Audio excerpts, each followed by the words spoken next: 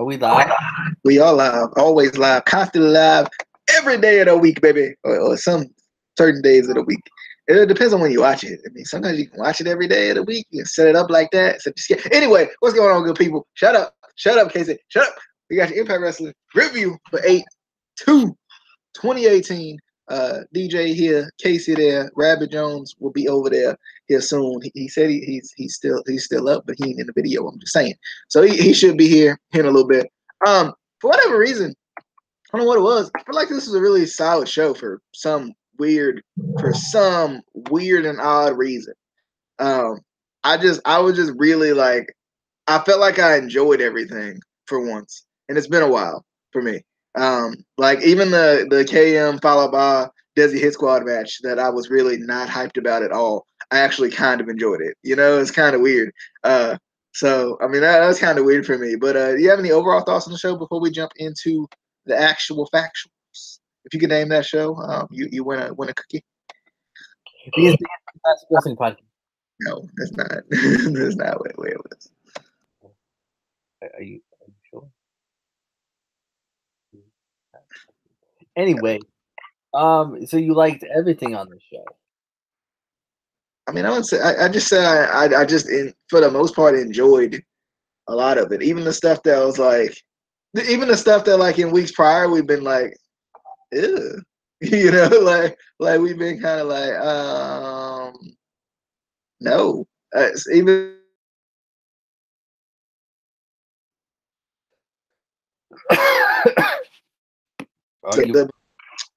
Sorry, and Gama Singh, the Desi Hit Squad backstage thing, I didn't really like. But other than that, I thought the most of the stuff was pretty good. Okay. I mean, for the most part, I mean, just for the mosty parts, you know, for the mosty parts. Okay. Got you, bro. I got you. For whatever reason, the video package reminded me that I didn't watch last week, and I was like, I gotta go watch Matt Sydal Brian Cage rematch. I gotta do it. So I did before this, before I watched the actual this week's show. But we started out with the Knockouts champion Su Yung and an undead bridesmaid against Ali and Kiera Hogan. Kiera Hogan has ditched the red and yellow, so Rabbit can't be saying nothing now. Can't be saying nothing. Man, Kiera Hogan is like I just love Kiera Hogan in multiple ways. Like in multiple ways, I love Kiera Hogan. And I think she looked good in this match. I liked her a lot in this match. I'm still wondering about this undead bridesmaid. Because I'm wondering if she gonna be somebody that's gonna like turn on Su Yung and like become a knockout, you know, kind of on her own. Or is this just kind of something they're doing just to have somebody there to team up with Su Yung at times? Like, I wonder about that. You know, I wonder if the undead bridesmaid is gonna be some huge cog in the knockouts or not. That kind of makes me wonder. But like I said, I think Kiera Hogan looked good in this match. I enjoyed Kiera Hogan a lot in this match. I think she kind of shined a little bit in this match. She had some really, really good stuff. I really want to see more of her, more and more of her. I mean, I'm gonna have to follow on Instagram to actually, you know, see more and more of her. But this match overall was good. Su Yung hit here with like the eight times spinning panic switch. I was like, how many times she gonna spin though? Like, how many times is she gonna spin? I need to know. And I love a couple of the reversals in this match too. I love that Codebreaker reversal was pretty nice. After the match, Tessa Blanchard does attack Ali, so kind of continuing Tessa and Ali's thing going on. So that's pretty cool. I like that. Casey, you have any thoughts on the opening match, which was Su Yung, the Undead Bridesmaid, versus Kiera Hogan and Ali? First of all, to anyone who does say that, you know, oh, she's stealing Hogan's gimmick, blah, blah, blah. She just happens to wear red and yellow, and her name literally is Kiera Hogan. Like, go on her Wikipedia. Her real name is Kiera Hogan. Like, stop it, stop, just stop. Like, somebody gonna come out with the last name Austin. They're gonna be like, "Oh, they're stealing Stone Cold." Like, bruh, calm down. But I liked it. I like that we actually got to see Kira again because like it's been a while. So it's been a while though. We see her for like a week and then we don't see her for like 2 months, and it's like, where's she at though? I'm still wondering about the Undead Bride 2. I thought I knew who it was, but I'm not sure. Like, it's so weird how just face paint can like throw you off so much. Like, I'm trying to like see her face clearly, and I'm like, who is that? Or a bald head. I'm sitting here looking at Sammy Callahan like, who this man? Who this? I need to know who this man. Like, I didn't think it would make that big of a difference, but I saw him tonight, and I'm like, he got the hat on. I don't see no hair. I'm kind of confused. Who this man? Whose man's this? I was like, please don't take your hat off. I'm not ready to see you bald. I don't know if I can handle that. Like, I don't know. But I like the knockouts match. It was good. And I like, Tessa coming out, keeping that feud kind of in your mind at least. All right, Rabbit. Thoughts on the opening contest, or any overall thoughts on the show? I didn't even notice Rabbit came in. He did. Yeah, it was all right. It was all right. I just like the end. And back to Hogan, I've been saying for a few weeks now that she's been playing off Hogan with the last name and the colors. Obviously, you have been paying attention to me, Casey. But yeah, it was decent. But I just like the ending. I like Tessa a whole lot. Tessa Blanchard, the way she come in, the atmosphere, and the way everything is feeling, it's just different now when she get in there. It's intensity in there, and it's just a different atmosphere when she come in there. I like when she in there, man. And she looked good. Oh, sorry, I mean something like that. But I like her, man. She crisp with her moves and everything, man. I just like her a whole lot, man. And I love Hogan too. So they both was in there. And Casey, you must have missed that a few weeks for the last few weeks. The Hogan thing, She not stealing anybody's gimmick. If you look on her Wikipedia page, I don't even remember him saying stealing. He said playing off of. Yeah, she ain't stealing the whole thing. Nah, she ain't doing that. She's not playing off it though. I don't even think he said that. I don't even think he said that she was playing. I think he said she was playing off of it, but I think he based that off of the colors, not necessarily even the. He said there could be a possibility with the colors in the name. I don't think he really was like. She ain't doing the whole skit, but yeah, she hinting little thing. This is a little Sutton joy, I don't see it, and colors really mean like somebody can come out with like green and black. It doesn't mean they're trying to like play off DX. Like,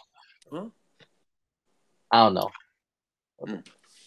Rabbit, were you done, or did you have some other? All right. So next we had the OGs versus Nathan whatever his man's name is. Nathan Smoke, and Ray Steele. I like this. This is pretty good. I liked it. It was a jobber match. I was like, okay, they gonna lose. The OG's gonna win, and that's how it's gonna be. But I did feel like after the match when King got on the mic, this is the best I've heard him in a while. At least in this character, in this kind of OG's leader character right now. Like this is like, for whatever reason, he felt like he was more comfortable.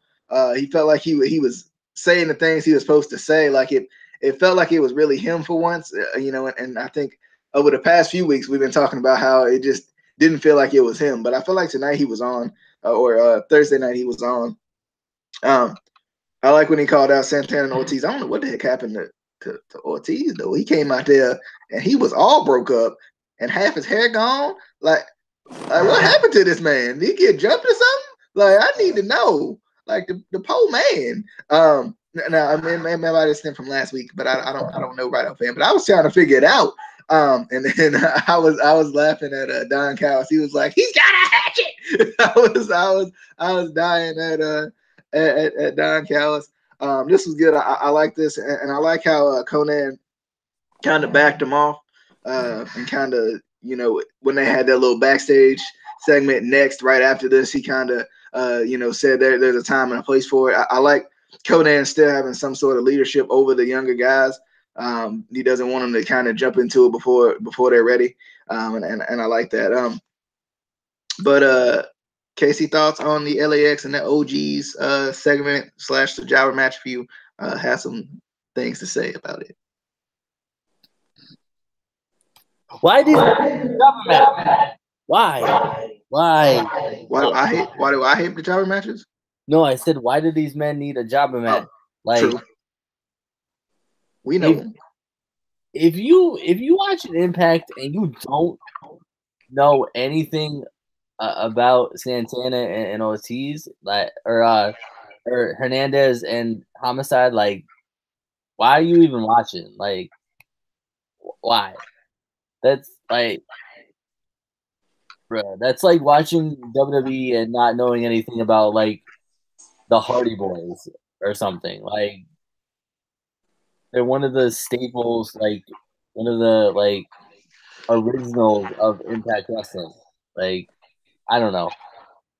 They don't need jobber matches. There's no point in it. They're not building anything up. They're already well known. They're already built up as much as they need to be.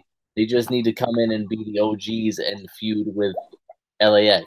That's all they need to do. They don't need to beat up, no-name jobbers. It's stupid. I don't know.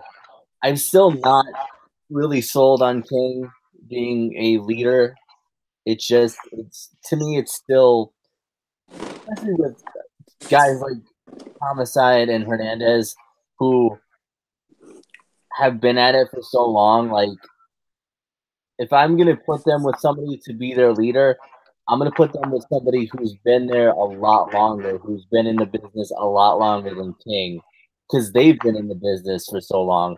I don't know offhand how long King has been in the wrestling business, but I'm pretty sure he hasn't been in longer than them. So to me, it's weird. But yeah, it was a good segment. All right, Rabbit. I mean, overall, I like the segment overall. But the jobber thing, I'm kind of torn in between on this because they are introducing a new group. We know them too, but they coming out like OGs and they probably be like a group now that most people really don't know.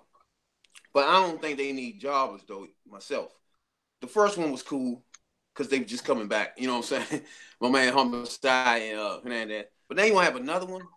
Now I can't defend that. You know what I'm saying? Now they doing too many of them. Because now there's no reason for it. You know what I'm saying? So they could have just had a regular segment with nobody to be tossed around and none of that. You know what I'm saying? So right now they're doing too much.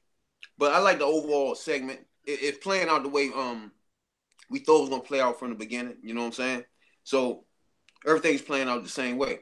But like my man said, my man as the leader, it's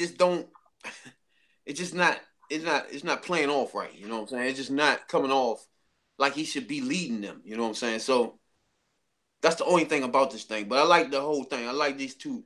I like it's playing out the way we thought it was gonna play out, and I'm thinking it's gonna continue to play out the way I see it. Those two gonna split up. You know what I'm saying? At the end of this, you know what I'm saying? But that's how I feel.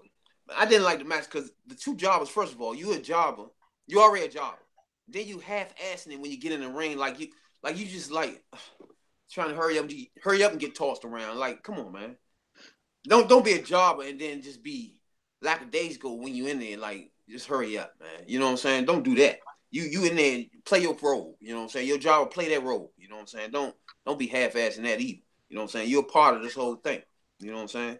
But other than that, DJ. All right. I will slightly disagree with Rabbit on that point a little bit.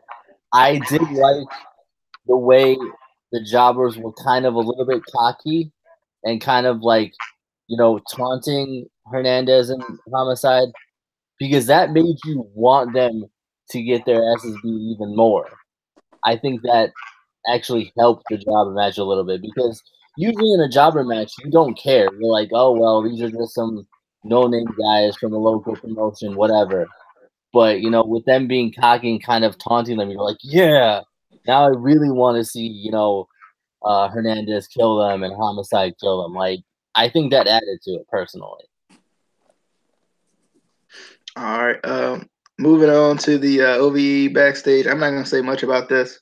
I just, for whatever reason, I was really feeling this tonight. I was, because they were taking over everything. I don't know, like all the catchphrases, I hit them, like all of them. We are for Ohio, and we're taking over. All the catchphrases, I hit them tonight. I did. I don't know what it was. I don't know what it was, but all the catchphrases, I hit them. All of them. Bye. I hit them all.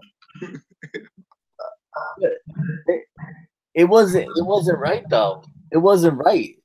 Cause like Sammy did the first, you know, everything. And then it was supposed to be Jake saying the next one, but it was Sammy again. And then it went to Dave, and I'm like, why ain't Jake saying it though?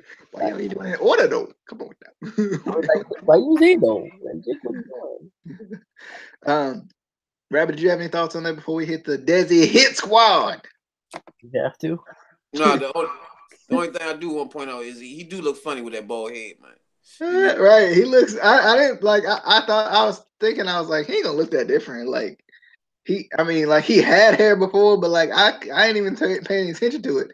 And now I look at him like, who this man? Who this man? But I like this part. This part of wrestling that you like, where as they continue in the next promo after that feud is over, you getting the he had the bald head and he playing off of that. So I like it. I like the whole thing. And Sami Callihan still he hitting these promos out the park. I love it. Like I'm like all up in it. Like I'm sitting here like, all right, okay. Tell me more, man. Tell me more. You know, I'm up in these promos with Sami Callihan. But on to another note. Desi Hit Squad. Rohit Raju and Gursinder Singh with Gama Singh. I think they brothers or something. They might. They grandpa. I think it's grandpa. I think it's Papa out there. Going up against Falaba and KM. For whatever reason, I really like this match. I don't know what it was. Yes. You don't know how they related. You're supposed to know their history. You're supposed to know their accomplishments. You're right. But I like this match for whatever reason. I don't know what. I really don't even understand why. I guess I was like, all right, I'm gonna see what the Desi Hit Squad all about. Let's really look. Let's really not try to be judgmental this time. Let's really look, because for real though, when Falaba and KM came out to the ring, I was like, oh Lord. I was like, can I skip this? Can I please skip this? And I didn't. I pushed through it. I thought the match was okay. It wasn't too bad. I still love Falaba. Like, I still see all the potential in Falaba, and it's unfortunate the way they treating that man. You know, and KM is just funny at times. And like you said, even in this one, I was still hitting all the catchphrases. No. I was hitting all the catchphrases in this one too. I love at the end. Falaba was distracting the referee by accident, and KM was like, "This is not the time. You're supposed to distract the referee." And then he ended up getting double teamed and ended up getting beat. I thought that was hilarious though, because like usually you just see the person being distracted, the guy that never really like verbally responds to it, and I think that's what made me crack up in this one. You're not supposed to distract the referee right now. I was dying, but. I thought this was good. I like this. It was pretty good for what it was. Casey, thoughts on the Desi Hit Squad, your favorites of all time, going up against KM and Fala.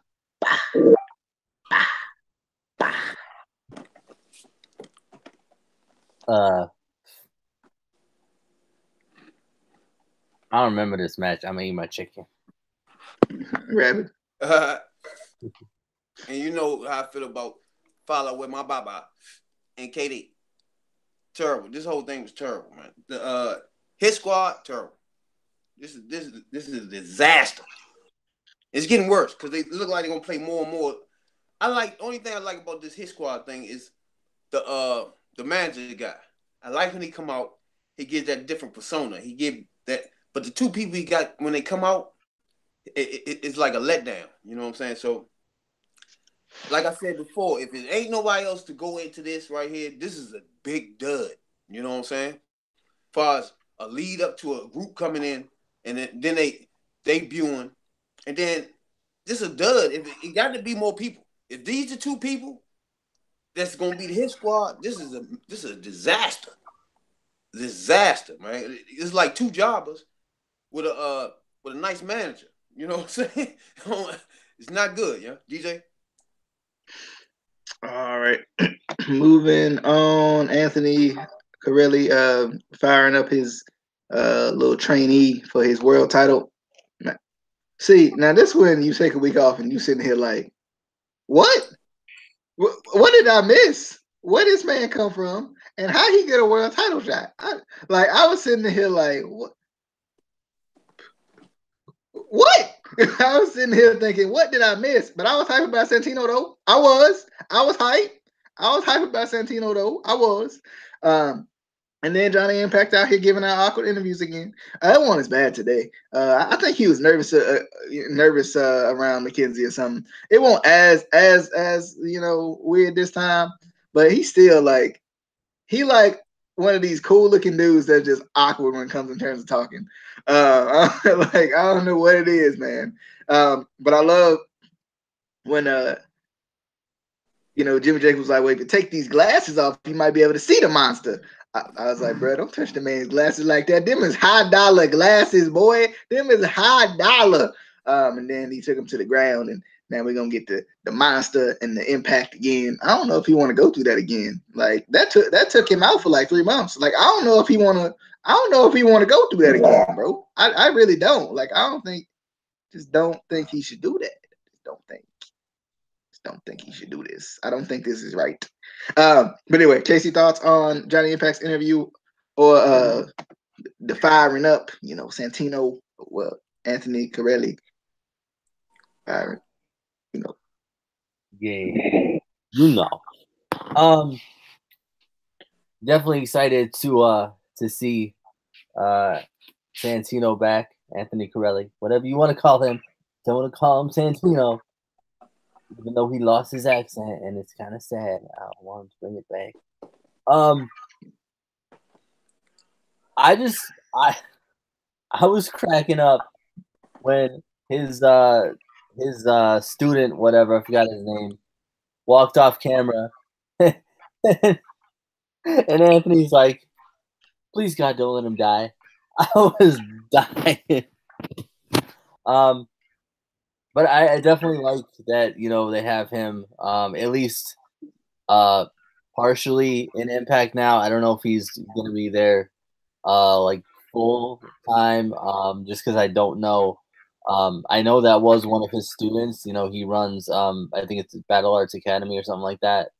But I don't know if his student's going to be there permanently, if it was just like a one-off thing, if he's going to bring other students.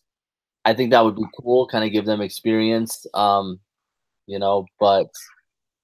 definitely excited to see him. Hopefully we see him more. What was the other segment that I forgot about? Oh, you talking about Johnny Impact. Johnny Impact. That's right, Johnny Impact. Yeah, this was real forgettable because it's Johnny Impact trying to talk. Like I love the man, but he needs to stick to the parkour and not the talking. Which one you talking about the parkour? Rabbit thought so. Impacted the other thing. I can't even parkour. Two things. Johnny Impact back. Who? But all he do is promos. It's just all he do is get up there and do these promos right here. Then they had a bitch manager come in and hit. It's just nonsense. I don't know what they're doing right there, man. You know what I'm saying? So unless they trying to continue where they left off when he first left, but it's just awkward for him to walk into his promo like that. It was just awkward, But I guess they playing off there. They trying to rekindle what they had before, you know. But the main man with the new trainer that's about to wrestle A Double. I like that though. Don't get me wrong. I like the little training thing. I like that. That's the whole thing. They could do a lot with that. Play off that a lot. I like that right there. But why would A Double be in this match? What for what? What's the point of that? You know what I'm saying? Why would him as champion be in this, do something like this? It just looks crazy, man. And then it immediately reminded me that how much I love A Double. He is not a heavyweight champion. You know what I'm saying? He not. I always said he good. He's just not a champion to me. He don't fit that. You know what I'm saying? So when you look at him, it just don't look like he should be heavyweight champion of somebody promotion. You know what I'm saying? So even though he good, you know what I'm saying, 5-star. You know what I'm saying? But he just not heavyweight material. And I always felt like that. You know what I'm saying? Just felt like he should have the X Division title and just leave it at that. Heavyweight is just not him. It just don't play right. You know what I'm saying? When you see it, I mean, okay, don't get me wrong, Rabbit. I disagree with you. But I do feel like his seal should be Eli. I mean, that's just me. That's just my opinion. Hold up. I agree with Rabbit. I agree with Rabbit. You know, him and Brian Cage, they just need to switch the titles. Just switch the titles, and then we have the right champion. But when you see AEW, man, you don't see the face of you know what I'm saying, a promotion that you a heavyweight title champion holder. You know what I'm saying? You just don't see that. He good 8-1 on the mic and in the ring, but him personally just don't fit. You know what I'm saying? So other than that, and the Johnny Impact thing is just going overboard. See, I think on that note, I think he fits it perfectly because he's always overlooked, like literally and figuratively. Like I think that's what, like, I think the fact that he can talk on the mic, which is half the battle as world champion, if we're gonna be honest. And like you said, he 5-star in the ring. He can carry anybody if he needs to. He can carry himself if he needs to, whatever. I think that's what makes him a solid world champion, is the fact that he'll tell you he's world champion. And because he told you, you'll believe he's world champion. Then you'll see him in the ring and you still believe he's world champion. I think he's, in a way, in that sense, he's similar to, and I hate that I'm saying this because I hate this man. He's similar to The Miz, where, you know, he's a great champion because he tells you he's a great champion. Because he has it. Sorry. You know, I had to put that out there. I just had to. Sorry. Anyway. But he's not believable. He's just not believable. See, me and you know he's 5-star in the ring, right? So if somebody was to walk in and see him in a heavyweight title, first time, you don't know all that wrestling ability he have. You know what I'm saying? You just seeing him as now, like, really? He the champion? You know what I'm saying? That's what I mean. Now, yeah, but I think once you see him, though, I think to a certain degree, yeah, like certain world champions don't like look like world champions off the jump, like from that first glance. But then once you see him in the ring and you see how strategic he works, I think that's what makes him that much better. But I think I think in this kind of day and age in wrestling, with the you know, we talk about the typical wrestling fan or the average wrestling fan. If somebody that didn't know him were to come in to like watch their first Impact show and saw him wrestle, I think people would love him and would want him to be world champion, because he does the type of wrestling that the average wrestling fan marks out for and loves. Like, he does the dives, he does, you know, some of the high flying stuff, he does the kind of, you know, the fun stuff that people, you know, pop for. So yeah, you know, I think the average wrestling fan isn't going to necessarily want the, you know, typical world champion that some people think of. Well, but I think too, like if you look at a guy like Ric Flair wasn't the most jacked guy we'd ever seen in his prime. Like he wasn't like Ric Flair, like a lot of it was his look. A lot of it was his tonality, the way he talked, the way he carried himself, and in combination to what he did in the ring. And I think that's what gives that's how Austin Aries is. He's very similar, where he gives off that will as far as the way he looks and the way he talks, and then he backs it up in the ring. But back when Flair was in his prime, we'll say, like you mentioned, it was more about the over-the-top characters. And that's where he really fit in, because he was an over-the-top character. So... No. See, the difference between him and Ric Flair is Ric Flair, first of all, Ric Flair bigger than him. That's the first problem. Second, Ric Flair, his whole persona was dirty. So he won by being dirty. He was a dirty, tactic wrestler. So when you say he was champion, he walked around with the title. He wore that persona, and when he got in the ring, he did the dirty things where he can win doing that. You know what I'm saying? It wasn't all his ability. You feel me? So he was on the mic. He did 5-star mic, and he looked heavyweight title champion material off the break. Just looking at him with the title and it, whoo, and all that. You know what I'm saying? But when he get in the ring, the figure four, and then the dirty tactics overdo like his small size of my man A-Double. The small size and the physique, the small physique is just, it don't fit. You know what I'm saying? And he's not a dirty tactic wrestler to cover all that up. You know what I'm saying? He can't be, he's not a dirty At the moment he wrestler. is. Yeah, he is. At the moment he You is. think he dirty compared to Ric Flair? What did he do dirty? I ain't even seen A-Double do anything dirty. He's retained his title twice with a low blow. A low blow?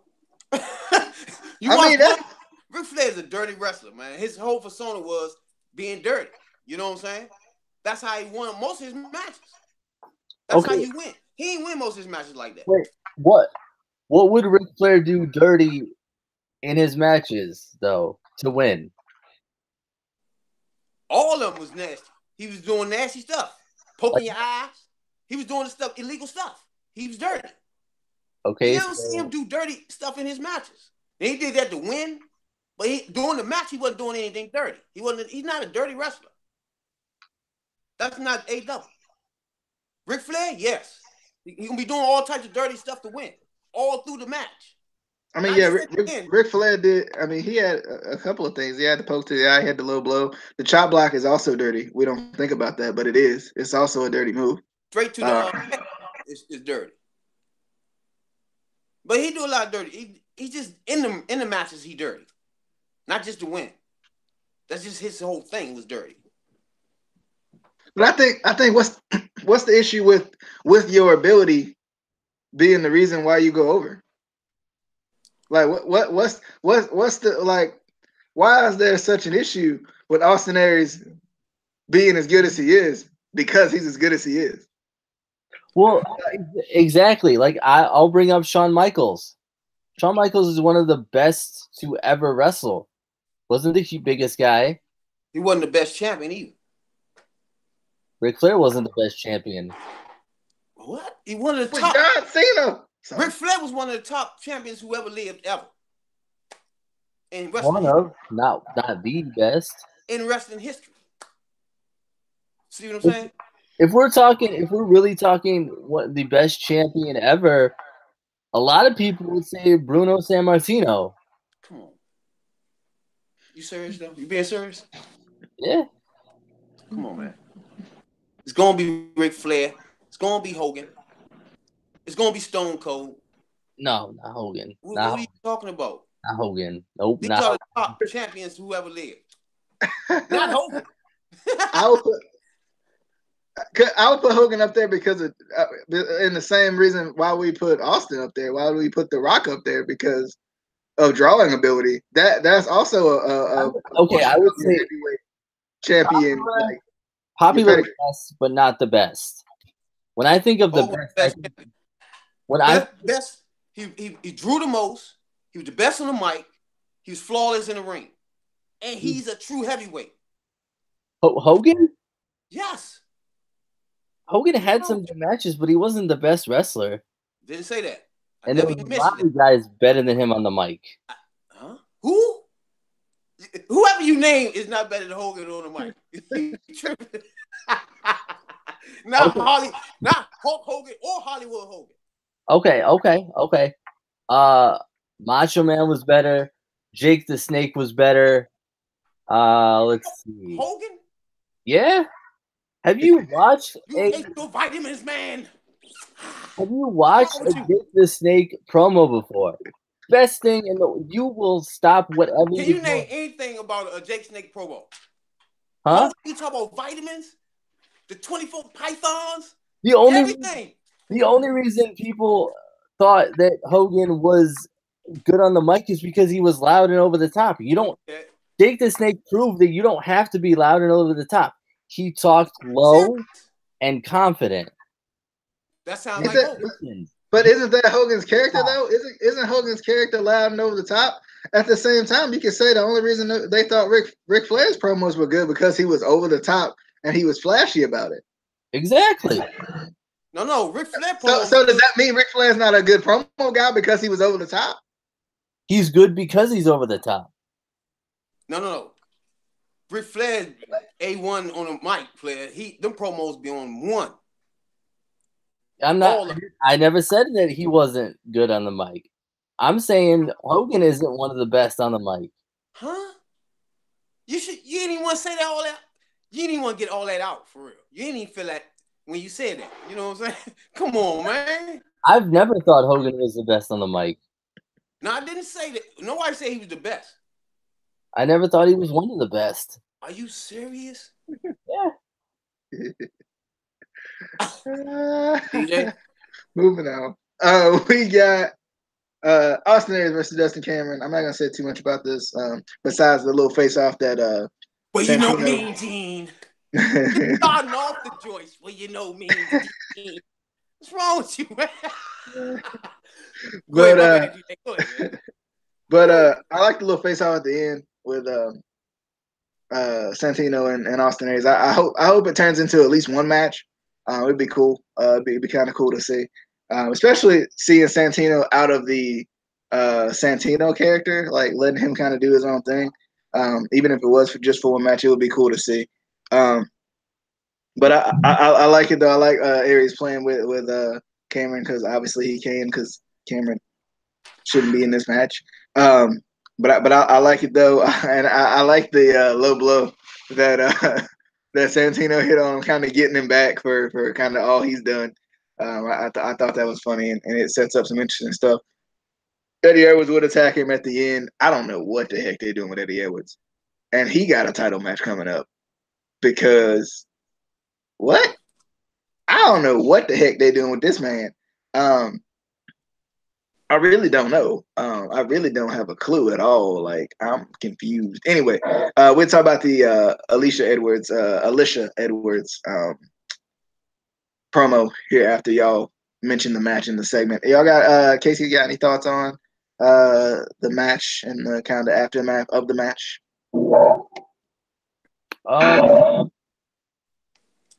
The match wasn't the best, but I think it worked. Because if you think about it, you know, Aries is a heel, cocky champion. So, of course, as a heel, cocky champion, yeah, you're going to take a match against a, green rookie because, one, you're going to beat him. And two, you can show off doing it. That's like the perfect scenario for a heel, cocky champion like Austin Aries. If I was a heel cocky champion, I would take that match. But I definitely like it. Hopefully, like you said, at least we get one match. Or maybe maybe more than one match. Maybe like a few, possibly. I'm not gonna ask for too much because I ain't gonna get it. But with him and Anthony Corelli, and I do like that they're just using Anthony Corelli, his real name. He's just being himself. It's not a character again. I mean, don't get me wrong, I love Santino, but I like I kind of What like about Santina? Santina. I love me some Santina. Girl, I love you. But I kind of like when guys go to another promotion and they just wrestle as themselves, like their real name, whatever. It brings that sort of reality into it a little bit. I feel like, and it also almost makes you feel that much more into it because it's not just a character. It's not this made up character. It's like, okay, this is an actual person. You know, they're using their real name. Oh, like I just enjoy it personally. I know other people like the characters and like the, you know, and don't get me wrong, for some people I do. But I do like when guys come in and just kind of use their own name after, you know, having a gimmick before. All right, Rabbit. Man, I ain't like this match. Oh man, I just ain't like it. I like A-Double. Anthony, I'm gonna hold back for my judgment because I haven't really seen too much of him before. You know what I'm saying? So I'm not gonna go in on him yet. But I just ain't. I wasn't feeling this at all. This will remind me of what I was saying about A-Double. About when you watch this match right here. Okay, let's take your example for him taking this match right here. It doesn't make sense because then now you're looking at he already borderline heavyweight champion. You know what I'm saying? As far as people looking at him. So now you got him in here with somebody that's green. Now they both look. It was just way off of me. You can't. Just say Lashley, the beast, the monster, can't even give him a rest. But Lashley, you know what I'm saying? Let's say Lashley was there. He gets a different feel with these little matches like this because you know somebody about to get destroyed. When you look at A-Double, he's not about destroying anybody. So when you do matches like this, it's just off. It's off anyway. He gotta wrestle you. He gotta break you down. He gotta do a whole lot of things to happen that he might not be as clean. Other than you put somebody else in there that's gonna toss him around like your man you like that they bad booking on my man Lashley that he beat him twice. Bad booking. Clean. Something like him in there is different because he gonna toss that person around. You're not expecting him to even have a problem. You know what I'm saying? A-Double can have a problem. You know what I'm saying? Because his game is not dirty. It's not tossing you around. He has to beat you. He got to beat you in the match step by step. He got to outsmart you. That got to happen throughout a match. You know what I'm saying? So when you put it up like that, he's not about to dominate this person. You feel me? So now it just looked awkward because now it's a match. Then he get in the end, got to do all this, hit me in the chin. It don't make him look like champion anymore. He doesn't look like a champion doing this. You know what I'm saying? So it's throwing me off, man. It's just throwing me off with him, man. It's not filling out the champion role for me. And I love him a lot, man. And this match right here reminded me why I'm not feeling him. You know what I'm saying? It just don't look heavyweight material for me. Heavyweight champion material. You know what I'm saying? It's just me. With the low ball in the end, my man, I just need to see more of him. You know what I'm saying? So I ain't gonna get on him yet. DJ? But I'm gonna jump in there. And it goes back to the type of wrestling fans that the majority of wrestling fans are these days. They like the flashy guys. They like the quick guys, the over the top, like the high flyers and stuff like that. Yes, Austin Aries isn't going to overpower this kid or whatever, or power bomb him and destroy him, whatever. What he's going to do, because Austin Aries is one of the best technically sound professional wrestlers right now, he's going to overpower him with skill. He could dance around this kid in the ring, and this kid wouldn't know what hit him. He's not going to know where Austin's coming from. He's going to come from the left, right, whatever. He's one of the best in the world, so he can just overpower him with skill. Because, like you said, this kid's green. This kid's young. He doesn't know half the stuff that Austin Aries knows, and that's what Austin Aries would use against him. His knowledge, his years in the ring. He doesn't have to be a monster and destroy him. He just has to use his, his experience. That person can lose. Just by doing your matches off experience alone, you can lose. Your chances of losing are higher than somebody coming in and completely tossing this person around, or coming in with a 2x4 and cleaning them up. Okay. You see what I'm saying? Okay. If you gotta go through proving your experience, your technical skills, you got a bigger chance of losing. So therefore, it's not as a big a threat. You're not a heavyweight threat, So you can't come in and swing to me. Bring anybody in here, because it don't look the same as somebody like Lashley saying, "Give me anybody." You can understand him saying that. You know what I'm saying? You can't see give me anybody, because it won't work for that. You know what I'm saying? That's what I mean about heavyweight title champions. But you can't get up and say, "Give me anybody from any promotion." It looks awkward, But what I'm saying is experience and know-how in the ring. It's like, okay, you're saying that, okay, there's a chance that he could lose. Yeah, there is. But kind of going from training to a professional wrestling promotion. Let's say that's kind of like, going from college into the NBA or whatever. A college basketball player could face LeBron one-on-one. LeBron has a chance to lose.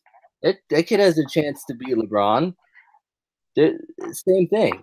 Yeah, Austin has a chance to lose, but it's a slim chance because he knows what he's doing in the ring. That's not really the same, because it is. Let's say Angle.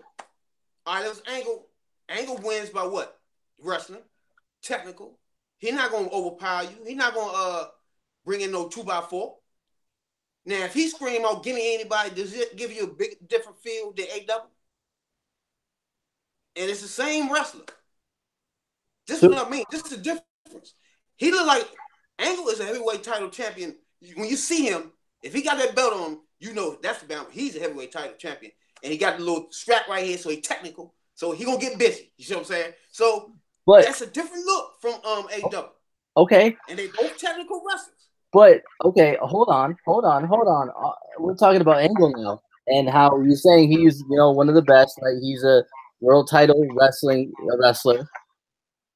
I believe he lost to a rookie. Who was that rookie? When nobody knew who this kid was. Who was that guy? John Cena. John Cena beat him when he was a rookie, and nobody knew who he was. How'd that turn out? I win. That was accurate, though. That was accurate, though. It was, anyway, can we move on? we got Alicia Edwards backstage. This was the greatest segment of all time. Alicia Edwards backstage. She was getting interviewed about coming back to the ring. And I remember many things about this segment. I remember Eddie was talking about, "I'm going to be world champion again. I'm going to be world champion again." I was dying at his little voices in this one.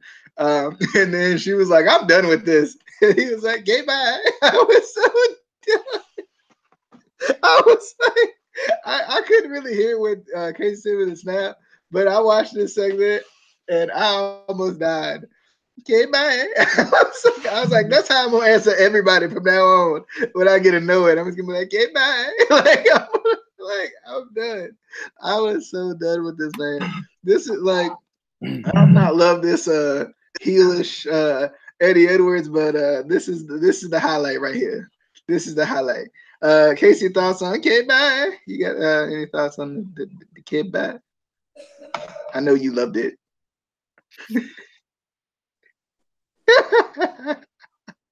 I need this as an alarm. I made it just for that. Okay, bye. This could have been the worst segment ever, and that would have saved it. Okay, bye.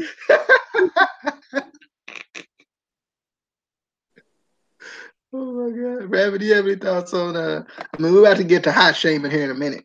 I ain't talking about me. So you got any thoughts on the Eddie Edwards, Alicia Edwards? I want to know, what are they doing with Eddie Edwards, man? Right now, this is getting ridiculous. They have my man. He was going crazy for my man doing something to his wife, right? My man ain't even paying no attention. We getting his head shaved and all that stuff. I ain't paying no attention to Edwards. Edwards pops up on my man. Now he had, A-Double. Now he in a match for that. He comes in this promo like he on meds or something, man. His girl like, man, what's wrong with you? And she walks away. It's just like, what are they doing right now? I don't know if they trying to, is he mentally unstable now, or what is this right here? What are we doing? You know what I'm saying? Because it's all over the place with Edwards, yeah? I don't know what's going on now. First, he was so psycho, he wanted to kill my man. Then he wanted to kill a 70-year-old last week. Now, that's all over, I guess. It's just, now he just pops up in A-Double joint. It's like, then he pops up in the show, the promo, just, he all over the place, and I don't know what's going on here with Edwards, and I don't get the writing they got with him and the booking. It's just, what are they doing with him, man? DJ, what's going on? You already explained it. He's mentally unstable. That's what they're doing with this. It doesn't make it. It just, what is going on, man? It's just bouncing from person to person, and then the ones he in with, they not even paying attention to him. It's like that makes sense though. In a weird way, that's what mentally unstable people do. They just bounce back and forth to whatever they want to, and people really don't pay much attention. You kind of summed it up. Next, we got an interview with Scarlett Bordeaux. This is the first time I've seen her. That's probably not how you say her name. I apologize. Somebody help me. Do you how you say this lady's last name? Scarlett Bordeaux. Oh, I was right. Well, look at that. You could have just said I was right, you dummy. Anyway, I wanted to correct you by saying correct.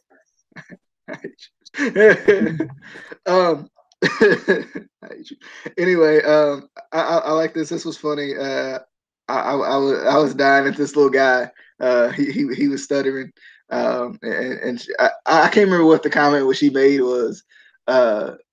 Something about a face like that or something. I can't remember what it was, but I don't know like how to feel about this. I like it because it's weird and it's like wacky and it's kind of different, but at the same time I don't know. Like on one hand we got this women's evolution, you know, and this whole like wrestling, but to a certain degree, this is completely different, completely opposite of it. But I'm interested to see her in the ring because if she's good and she does this, I think it'll be interesting. Like it'll be like very intriguing. Because a lot of times like we get people who there's this narrative that like women can only be one or the other. They can only be really hot or they can only just wrestle. Right, like there's this like narrative that's been there for years and years and years. Not to say it's necessarily true, but that's like the like overall narrative that weird wrestling fans have is it's either one or the other. So I want to see her be able to do both and see where this goes. I don't know where this is going exactly. I'm kind of confused, but I mean, I ain't mad though. Casey, thoughts on Scarlett Bordeaux? I loved it. I love Scarlett Bordeaux. I've followed her for a while now. I'm kind of on the fence with this gimmick, though. I mean, don't get me wrong. She is gorgeous. She's one of the most beautiful women in wrestling today. And yes, she's good. She is good in the ring. I've seen a bunch of her matches. She's good. It's just, how does Impact book this? I don't want them to book it too much like for the Emelina kind of a thing, where she just they're gonna book it like Kelly, where she's just this character all the time and like she half-asses matches and like doesn't really wrestle to her potential. I mean, I'm fine with this, in her entrance and in her, vignettes and interviews. I bet you are fine with it. I'm fine with it with like in her vignettes and video packages, interviews like that. But when she gets in the ring, I want them to allow her to wrestle the way she can. the same issue I had initially with Allie, where I knew she could wrestle really well, but I didn't like that they made her seem like she didn't know how to wrestle. It just turned me off to it. I hope they don't do that with her. I hope they let her wrestle to her potential. Okay, bye. Rabbit, thoughts on when you was just saying about the wrestle to her potential and the character and Ali, I mean, only way I disagree with that is once you get there and get your character, you gotta play your character, whether you wrestle or not. If your character is just standing there, that's your character. You know what I'm saying? So you can't be like, I know she can wrestle good, and I know he can do this and that, and he ain't doing it. That ain't what they brought there because their skill level got them there. But now they gotta play whatever role, whatever it is that's given to them. You know what I'm saying? Or whatever character they in. You know what I'm saying? So if the character not wrestling, they're not wrestling. You know what I'm saying? It's just you can't. Like Ali, for example, she's playing a character that was learning how to wrestle. You know what I'm saying? So she can't come out there and show all her skills. So you can't. You know what I'm saying? You gotta go by what the character is, and that's why when you know people wrestlers before they come, that's why I don't ever pay a whole lot of attention to their skill and their character and what they did before they get to WWE or TNA, because it doesn't matter. I always say that. That doesn't matter. That's why. Because whatever now your character is, that's what you have to do to make it from this point on. That's how you do whatever that is to blow up. You know what I'm saying? That got you there. Now go from here to the next level, you got to do whatever this is now. And if it's not wrestling, it's not wrestling. It's not doing what your skill level was before. It's just not that. You got to learn how to adapt. You know what I'm saying? That's how I feel about that. You know what I'm saying? That's how I always say it. But the new wrestler, the female wrestler, I'm liking this. I'm liking this a lot. Whoever been bringing the females in should have a raise anyway, because I've been saying that. Because they've been bringing good wrestlers in here from Hogan. I love Hogan. Blanchard and Roxy, if I ever see her again. You know what I'm saying? I should have never kept saying her name because I might not see her. You know what I'm saying? But Sue, you know what I'm saying? They just got a whole line of nice female wrestlers with characters.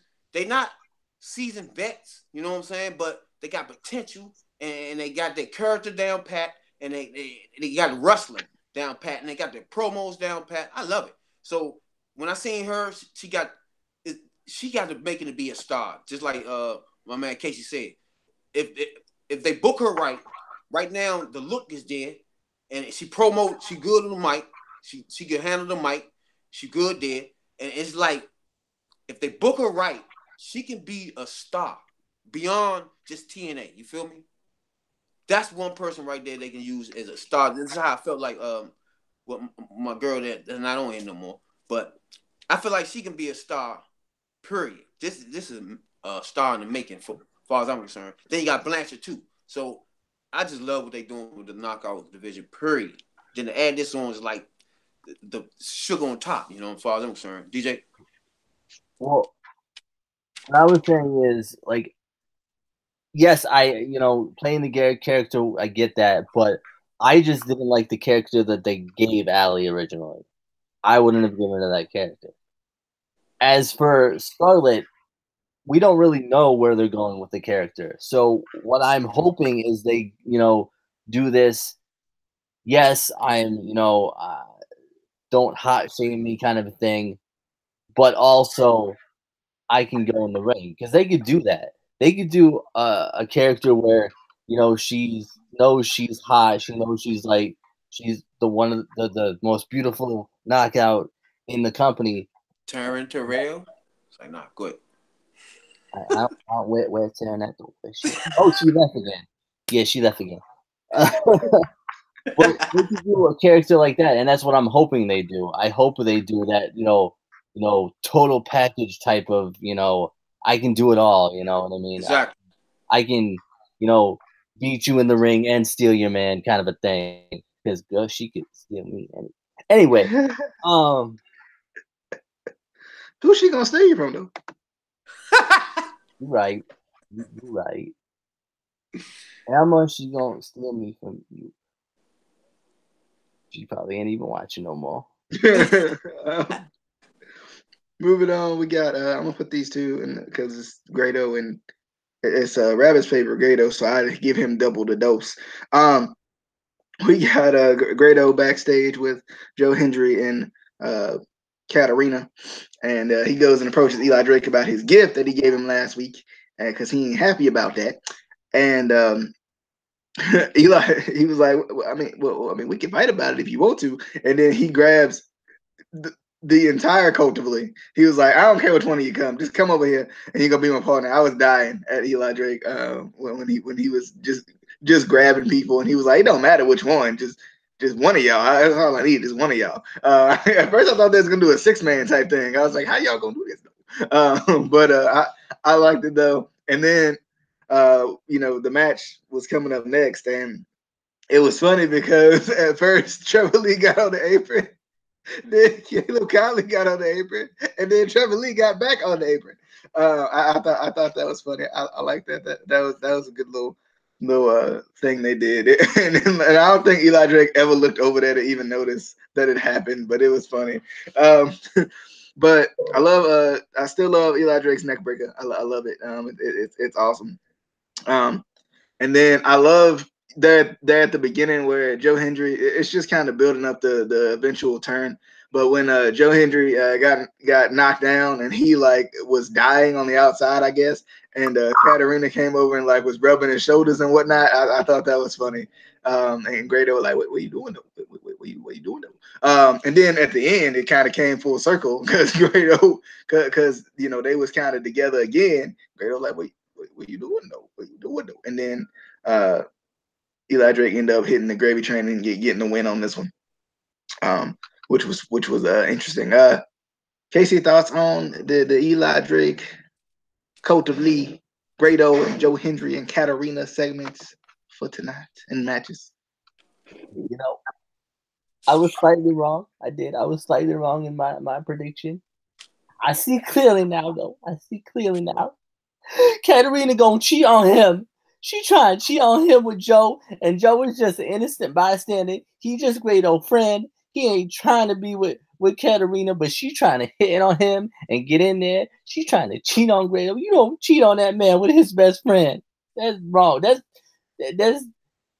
guy code, girl code. That's girl code, but like should be guy code. Don't do it, Katarina. Grado is a good man. He gonna be a good father to your kids, And Joe, he doing his separate thing in his life. You don't need to ruin up a friendship. You don't need to. Also, I liked Caleb and Trevor fighting over who was gonna be the partner. That was great. I liked it. And then Eli did the whole match anyway, and I'm like, why did you need it?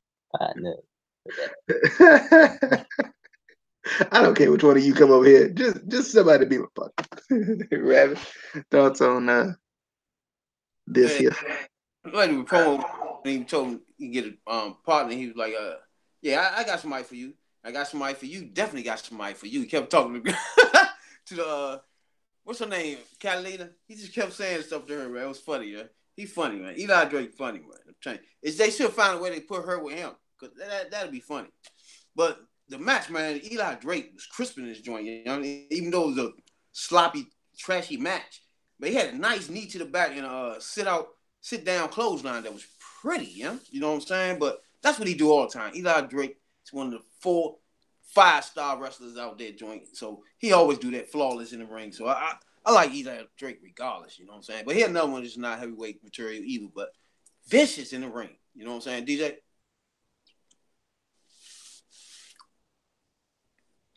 All right, moving on. We got Gama Singh slapping the Brothers of Desi Squad or whatever. I don't care about this. We got Matt Sydal reflecting on Cage and losing to his X Division Championship, and I'm like, wait, what are you talking about, Matt? Like, what are you gonna do next? He was like, the championship.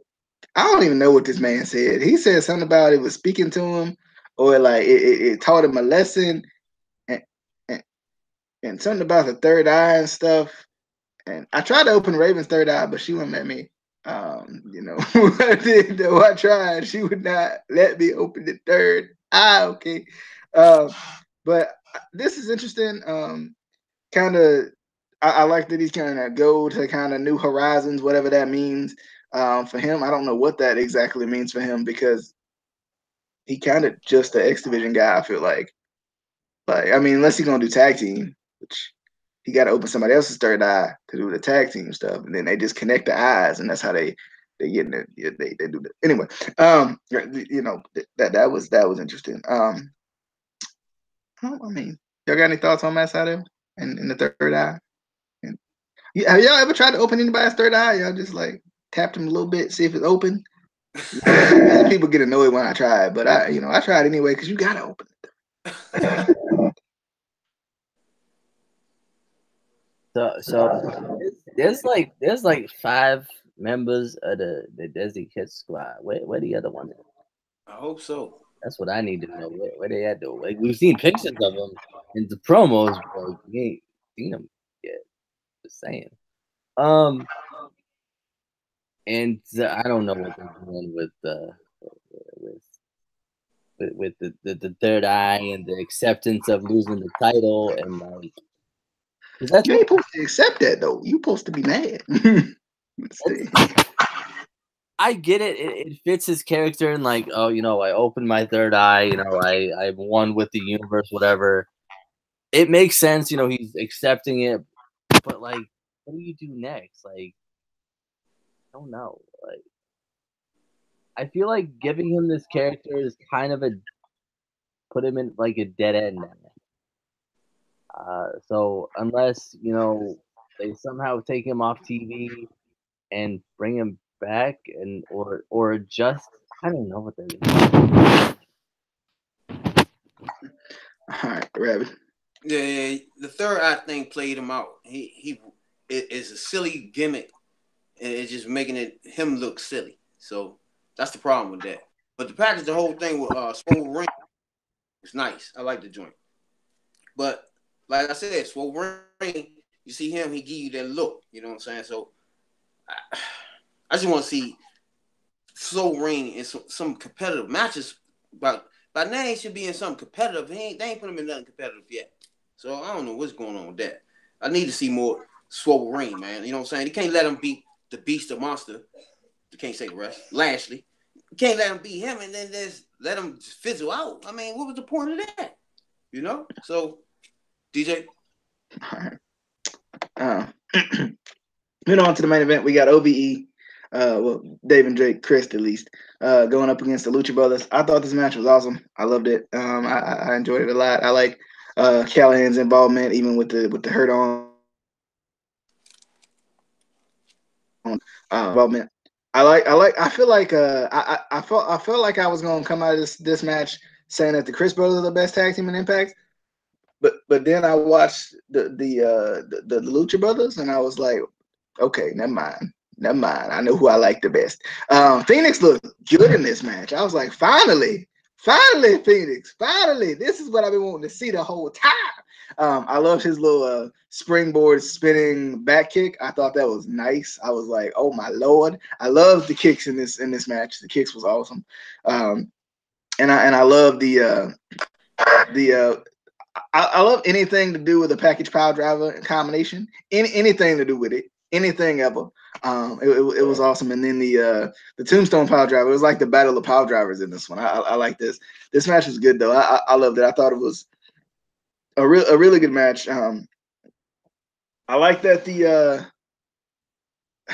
I like that the Lucha Brothers won, but I feel like they're getting too many over on OVE at this point. Like, man. Like, the man already got his head shaved because of him. Like, man. Like, I mean, come on. But anyway, Casey, thoughts on the main event of the evening? I love this match. First of all, I love OVE selling the injuries. That's one thing I think that we complain about a lot is, when you get beat down a lot or you go through a really tough match and then you don't sell that you're still injured from that match, it kind of takes you out of it a little bit. Or even in the same match, somebody's been working on, your knee or whatever, or your leg or whatever, and then you just get up and no sell it like 5 minutes later. It's like, what was the point of doing that whole spot? What was the point of that? But I like that they were still selling, the injuries, even during the match. Callahan was selling the arm when he would get hit. Dave and Jake Crist were still selling that they were injured. But I like this match. I love just the fact that it was two sets of legitimate brothers, which just automatically adds to the chemistry in the ring. Nobody's gonna know you better than your own brother. So that always makes for good matches. That's why I think the Hardy Boys were always so good. The Young Bucks are so good is because they're brothers. They know each other. But I definitely like that. Everybody knows, if you've watched the channel for a while, long enough, I'm a huge Pentagon fan, but I was marking out for Phoenix in this match. I mean, and I know how good Phoenix can be. DJ and I have both watched him in Lucha Underground enough. I've seen him in other promotions. He's good, but we haven't seen him up to potential in Impact yet. And I think in this match, like he brought it. There was some things that I was like just jaw dropping to me. So I definitely like that. I still like the feud. I still think it's good. Not sure I'm okay with Sami Callihan with the bald. I feel like I've seen him bald before though, but I don't know, something about it. I don't know. Same. Rabbit. Yeah, it was all right, man. It was a fast pace, you know what I'm saying? A lot of I like the double missile drop kick. I mean, not the missile drop kick, the suicide joint, the double joint on the top rope was pretty. Well, OVD did that. That was pretty. I like that joint. But I like the match. It was fast paced. You know what I'm saying? I don't like the tag team of the brothers that much. But I like the fact that the tag team division is getting filled out. So that's good. You know what I'm saying? So starting to be a couple of teams filled out now. You know what I'm saying? With Fala with my Baba and Katie. You know what I'm saying? So they trying to put some tag teams together. So that's a good thing. You know what I'm saying? So when you got tag teams, that's good. So it was an okay match to me. You know what I'm saying? It was just real fast paced. I like that though. It was a good fast paced match, but other than that, it was just decent. You know what I'm saying? And I just don't like the brothers. Something about those two, I just ain't like them together. You know what I'm saying? But the selling of the injuries and the bald head, I love that, man. You cannot hate on anybody playing their character and playing their role to the fullest. You know what I'm saying? Bald head, the arm sling, and still interfering in the matches. Perfect. I love the whole thing, and I love that little part right there. It's perfect. Anytime you keep the injuries and stuff, that you can't. That's the good stuff right there. I like that. It was decent. DJ. Y'all gonna be surprised when I say these words, but after this match, to kind of close out the show, Killer Kross was backstage, and he cut a nice little promo backstage. As he put, I don't know, right? As he put the X on Santino. I think my third eye is opening. I actually like this. I really did. I was impressed. I was like, okay. I think I just need to see more from him. I know usually I'm pretty open-minded about everything in wrestling, but I might be opening up a little bit more to Killer Kross. I might be opening up a little bit more. I told y'all I enjoyed this show. So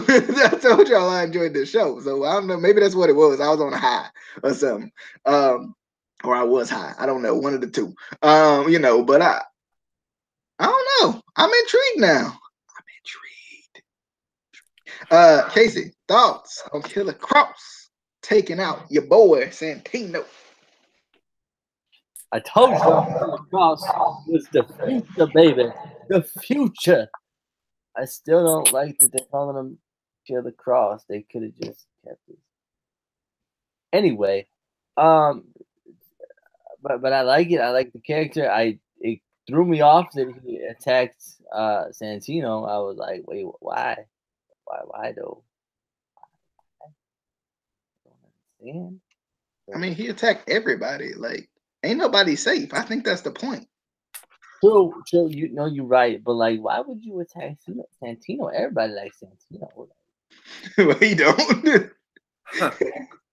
like you can't not like Santino. Like that man got a beautiful sister. Like he got a beautiful sister, and you know.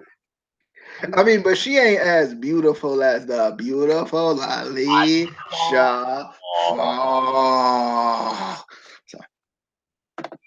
I miss that man so much. I miss him so much. I miss Gnome so much. I miss Gnome. You know what? We shouldn't say that because it bothers Sarah, and you know we don't want to be rude to her. Right. Rabbit, thoughts on Killer Cross? Yeah. I always been saying from the beginning he hadn't done anything to make me hate him, and you know what I'm saying. So I just still need to see more. You know what I'm saying. So it was a nice promo though, but I still need to see more. So he just hasn't done anything yet to cause me to turn on the switch, the red light. But other than that, you know what I'm saying. I just want to see more. You know what I'm saying. I like his size. You know, like, you know what I'm saying, the fact that some of his promos be on money, you know what I'm saying? This one was good, you know, but I just want to see more, you know what I'm saying? DJ? All righty. As we sign off. Oh, we're not signing off quite yet. We're almost there. Real quick, you know, just to let the fans know, you know, they want to be in on the loop, you know, and on that. On the loop. You know, you on the loop. They want to be on the loop. They want to be around the loop and in the loop and on the loop. Yeah. But if you want to see yours truly, you can see me. Right now. Like, I mean, open your eyes. That's all you got to do. No. You can see me on the third row at Evolve 108. You know, you just go, you go on to the Evolve website or you order the DVD when it come out. You can see me. You can see me there. You could have watched it live. If you didn't watch it live, then you didn't watch it live. You didn't see me. But you see me, and then you could watch the Progress show in Philly. You're going to see me there, too. I was a little bit farther back in that show, you know, row 7. But you can still see me there because I know the fans. Do I got to squint to see you, what, though? Do I need to put my contacts in, my glasses on, something? Nah, it ain't that bad. Nah, well, you might. You might. Yeah, I can't see you. No, I can't see. I know. You know, you need the spectacles to see me. Spectacles. The bifocals. If I was going in right now, could I see you? But yeah, no, those shows are 2. Look it up, alerts. I'm gonna 2. Both of them. Those shows. Go check them out. Look it up, alert. All right. Catch my man Evolve. So to Evolve Wrestling and Progress Wrestling, I'll take my money for shouting you out. We're gonna split it 50-50. We're gonna split it 60-40. I get the 60, he get the 40, because I was the one that's my review. So so I get, you know, we're gonna do 80-20. I get 80. But anyway, if you haven't already, be sure to hit the subscribe button for us. Be sure to leave us a comment. Be sure to share the video. That's the most important thing. Share the video. I don't understand why people like the video and don't share the video. I was asking Casey, did he meet anybody this time? Oh, he did. Oh, I did. You know, if you go on my Instagram has the pictures. I got it on Twitter. Follow us on Twitter at ICW_podcast. You can see some of the pictures there. You go to the Twitter, to my Instagram. I didn't put it on the podcast Instagram. This dummy. I saw Havoc though. That was nice. Yeah, you know, my I'm still waiting on that. I'm still waiting on that though. I mean, I'm still waiting on that. I'm still waiting on him to come back though. I'm still waiting. Like, You know, I felt the joint manipulation for myself. I did. It hurt. It hurt real bad. You know, I understand it. I get it. I understand it. I do. I didn't cry though. I didn't. I ain't cried. Shut up. I didn't cry. But we will see you guys later. You guys have a good night or a good morning or a good day whenever you watch this. Currently, good night. But anyway, we'll see you guys next time. Subscribe. Check out the photos on ICW_podcast on Instagram. But other than that, we'll see you guys next time. This has been your Impact Wrestling review for 8/2/2018 on the Instant Classic Wrestling Podcast, the only podcast that is always, and I mean always, an Instant Classic. Always.